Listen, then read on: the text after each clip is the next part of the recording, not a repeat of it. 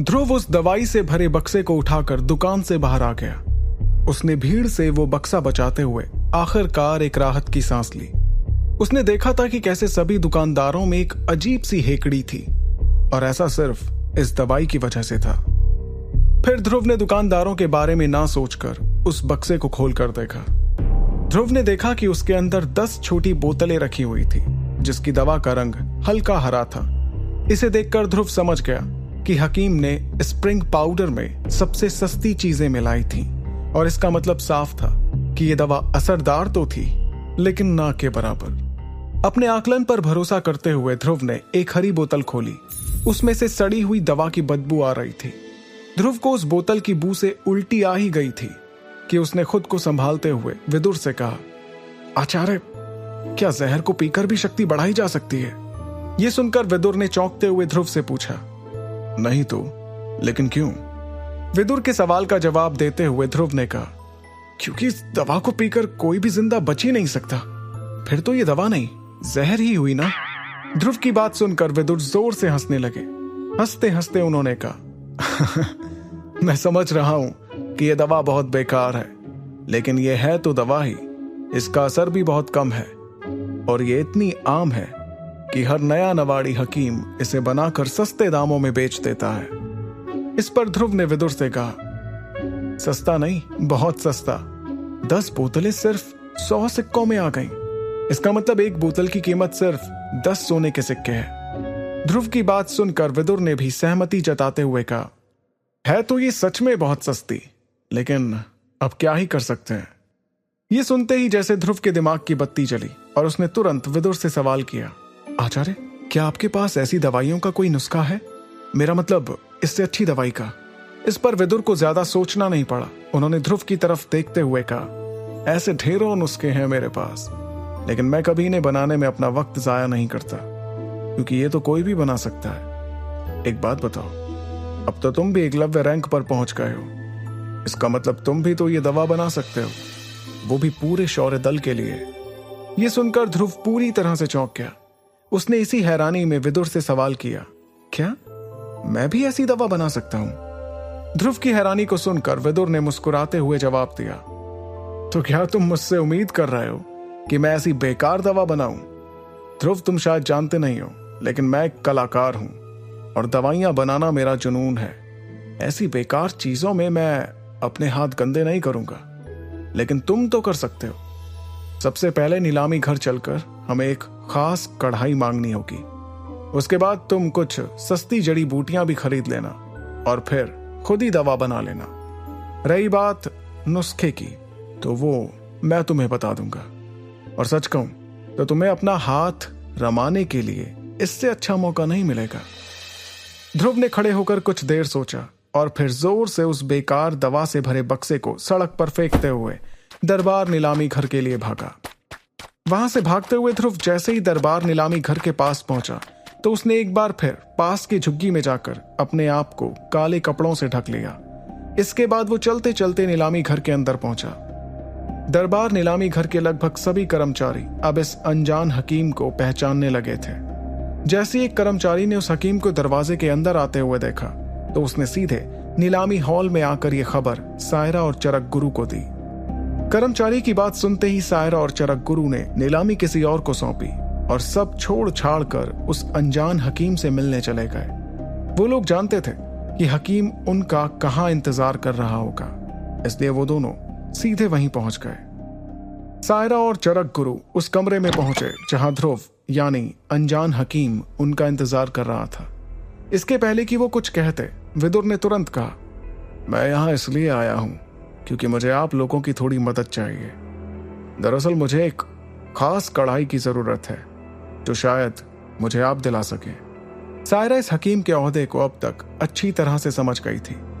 उसने बिना हैरान हुए हकीम को देखते हुए मुस्कुराया। उसके बाद ताली बजाकर एक नौकरानी को कमरे के अंदर बुलाया। फिर उसने फुसफुसाते हुए उस नौकरानी को कुछ बताया, जिसके बाद वो वहां से सिर झुकाकर चली गई। नौकरानी के जाते ही सायरा ने हकीम से कहा, आप बिल्कुल सही वक्त पर यहां आए। आज सुबह ही हमारे पास एक आदमी कढ़ाई लेकर आया था। इस कढ़ाई को जादुई आग से बनाया गया है, और इसको बनाने वाले कोई और नहीं, बल्कि वुहान साम्राज्य के मशहूर लोहार वासुकी हैं। इस कढ़ाई की अपनी खुद की शक्ति है और इसे बनाने में ऐसे धातु इस्तेमाल हुए हैं जो इसमें बनी दवा का असर और बढ़ा देते हैं। आजकल सभी हकीमों को ऐसी ही कढ़ाइयों की तलाश रहती है। ये कहते हुए सायरा मुस्कुरा रही थी। उसकी बात सुनकर विदुर ने कुछ सोचते हुए कहा, ठीक है, ऐसा कीजिए, एक स्टोरेज अंगूठी बनाइए जिसमें 500 गुच्छे खून रोकने वाली घास, 600 हड्डी बढ़ाने वाले फूल, 500 खसखस के फूल और 500 घाव ठीक करने वाले फल रख दीजिएगा।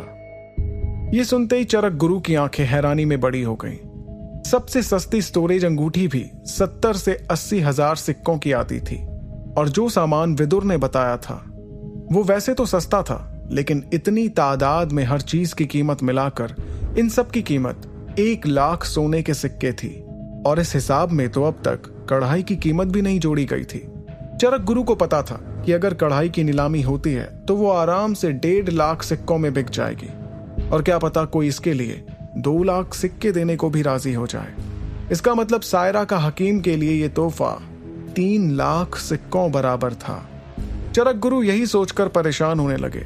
वहीं सायरा भी यही सोच रही थी कि आखिर वो इतने पैसे कहां से लाएगी।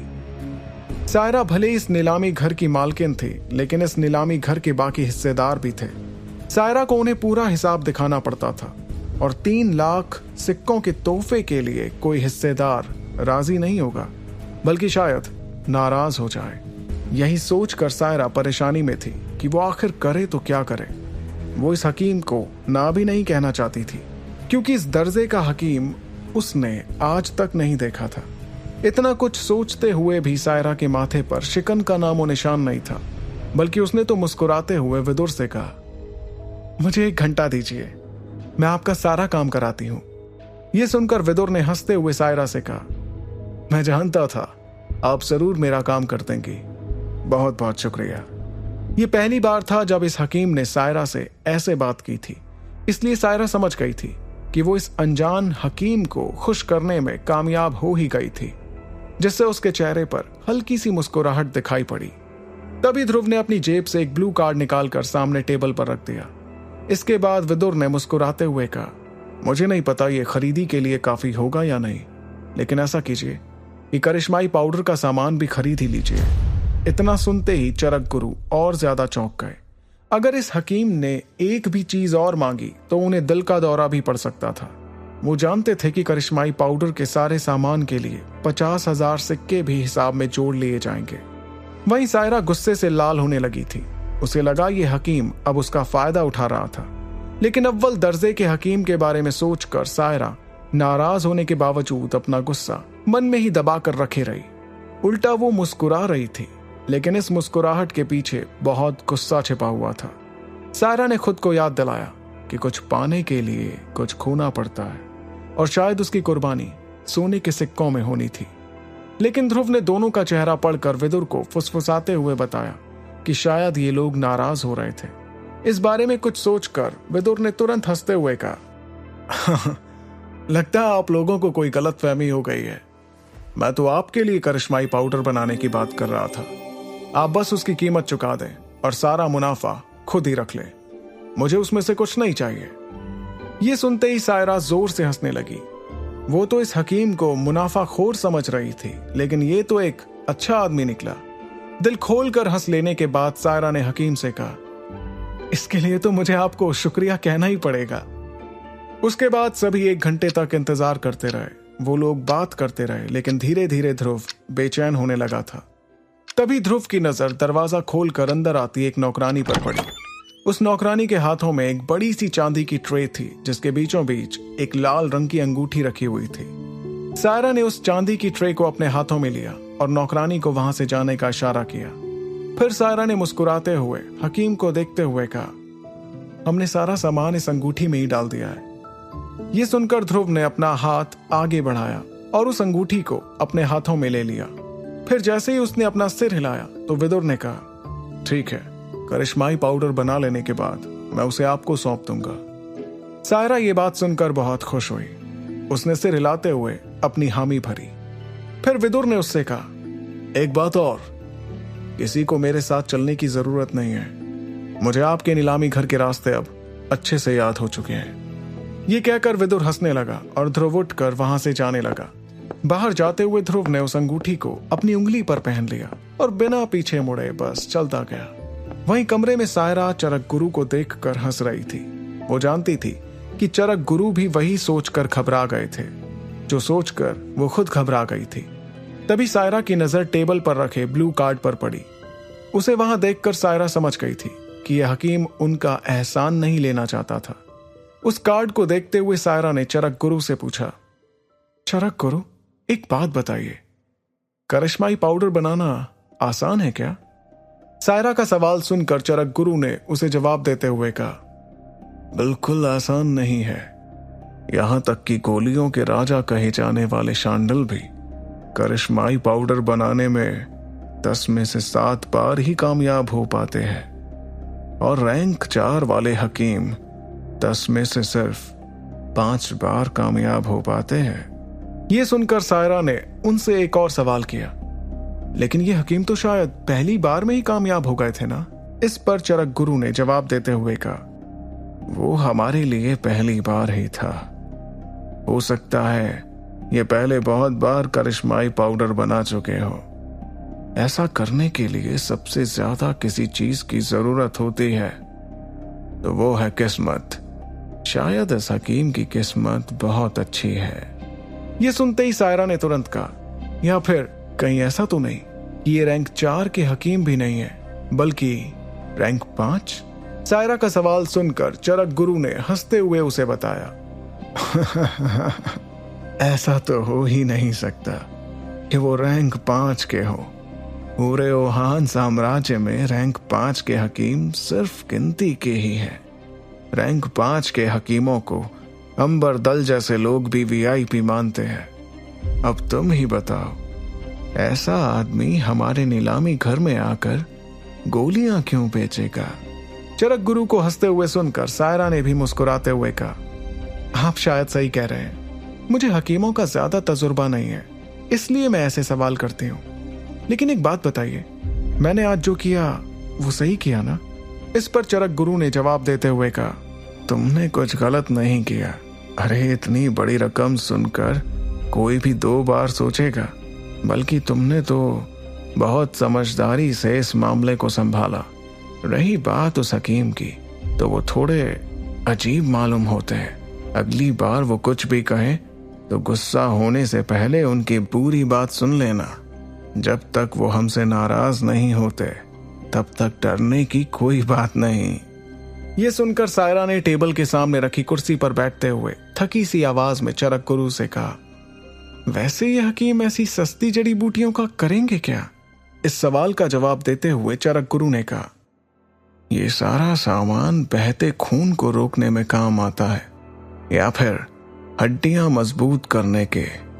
मुझे लगता है ये चोट ठीक करने वाली दवा बनाने के बारे में सोच रहे हैं।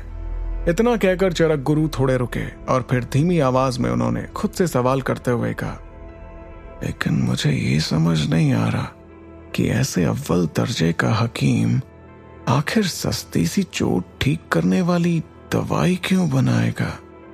चरक गुरु की धीमी आवाज को सायरा ने सुन लिया था। इस बात से सायरा कुछ सोचने लगी और फिर उसने अपने लंबे नाखूनों से टेबल को थपथपाते हुए कहा, ऐसा लगता है कि ये हकीम ये दवाई शौर्य दल के लिए बना रहे हैं। इसका मतलब शौर्य दल इनके लिए बहुत खास है। लेकिन क्यों? सायरा की इस बात से चरक गुरु ने हैरान होते हुए पूछा, ये तुम क्या कह रही हो?